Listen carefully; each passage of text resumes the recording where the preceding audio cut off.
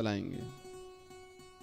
ब्रह्मा जी ने एक चक्र छोड़ा और चक्र छोड़ा तो वो सीधा चक्र बोले जहां पर जाकर के ये रुक जाए वहीं संपूर्ण ग्रंथों, जो भी ग्रंथ आप प्राप्त करना चाहते हैं, जो भी श्रवण करना चाह रहे हैं, वो सब कुछ प्राप्त आपको हो जाएगा।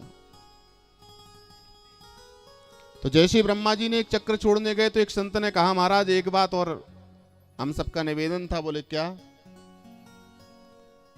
जब एक ग्रंथ को श्रवण करने में हजारों वर्ष लग जाते हैं महाराज, तो अनेक 18 पुराण हैं महाराज। 18,000 वर्ष की आयु तो चाहिए ना।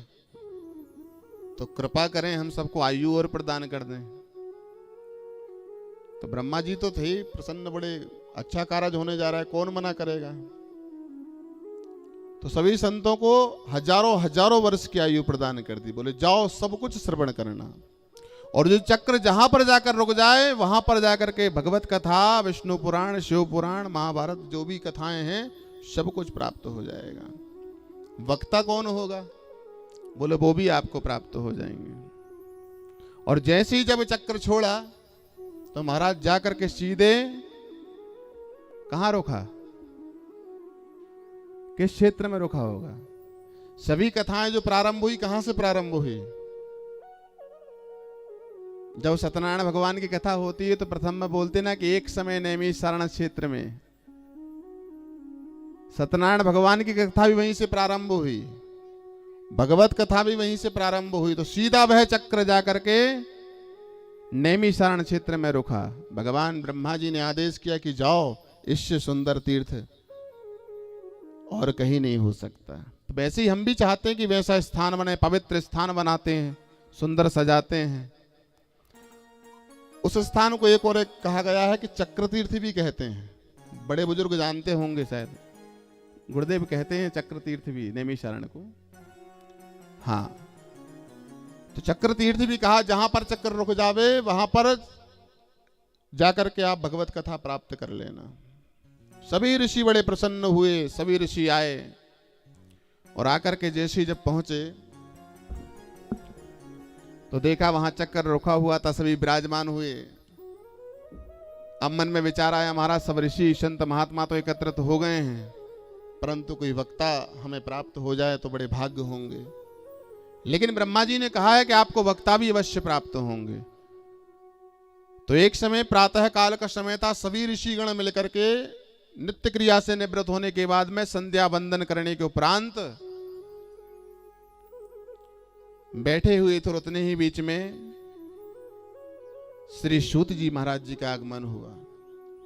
और सूत जी महाराज जी की आयु मात्र 20 वर्ष की है। कितनी? 20 वर्ष की आयु। छोटे से संत जैसे ही उस संत मंडली के बीच में गए तो सभी ऋषि खड़े हो गए। महाराज, हम जानते थे कि ब्रह्मा जी जो कह रहे थे ना वक्ता के लिए, यही वो वक्ता हैं, क्योंकि अभी तक जो हम इंतजार कर रहे थे, प्रतीक्षा कर रहे थे, होती ना 10, 15, 20 दिन पहले से तैयारियां हो रही थी कथा की, वैसे ही सभी ऋषिगण प्रतीक्षा कर रहे थे कि कोई संत आए, कोई वक्ता आए जो हमें भगवत कथा प्रदान करे। तो जैसे ही वहां सूत जी महाराज जी का आगमन हुआ, सभी ऋषिगण खड़े हो गए। यहां पर एक बात और आती कि छोटे से श्री सूत जी महाराज जी के आगमन पर बड़े बुजुर्ग, बड़े बड़े संत महात्मा, जिनकी पहले से हजारों वर्ष आयु थी और ब्रह्मा जी ने प्रदान कर दी थी, तप के प्रभाव से सभी हाथ जोड़ करके खड़े हो गए। सूत जी महाराज जी बड़े अचंभित हो गए, महाराज की क्या अपराध हुआ, क्या पाप हुआ। यदि घर में मान लो कोई बड़े बुजुर्ग हों, 10, 15, 20 बैठे हों, कोई चर्चा चल रही हो और एक छोटा सा बच्चा आए और आकर के जैसे ही बीच में खड़ा हो और सभी बड़े बुजुर्ग हाथ जोड़ करके खड़े हो जाए, महाराज आइए, तो बच्चा तो यही जानेगा महाराज कुछ ना कुछ अपराध हुआ, हमें दंड जरूर मिलेगा, होगा ना। तो सूत जी महाराज जी भी बड़े अचंभित हुए। महाराज, बड़े बड़े संत महात्मा विराजमान है और मैं छोटा सा 20 वर्ष का बच्चा, मेरे दादा परदादा की आयु वाले सब मुझे प्रणाम कर रहे हैं, महाराज क्षमा करें, कोई अपराध हुआ क्या? तो किसी संत ने कहा, महाराज अपराध नहीं, हमारे बड़े धन्य भाग हैं जो आप हम सबके समक्ष पधारे, अहो भाग्य हमारे। बड़े भाव से निवेदन किया। तो बोले महाराज ऐसा क्या है? तो पता है किसी संत ने कहा, धन वृद्धा बल वृद्धा आयुर्वृद्धेस्तथैव च ते सर्वेऽपि ज्ञानवृद्धिश्च किंकिरा शिष्य किंकिरः। किसी संत ने कहा कि धन वृद्धा बल वृद्धा। देखिए वही बात आई ना, कोई धन में बड़ा हो सकता है, धन वृद्धा बल वृद्धा, कोई बल में बड़ा हो सकता है।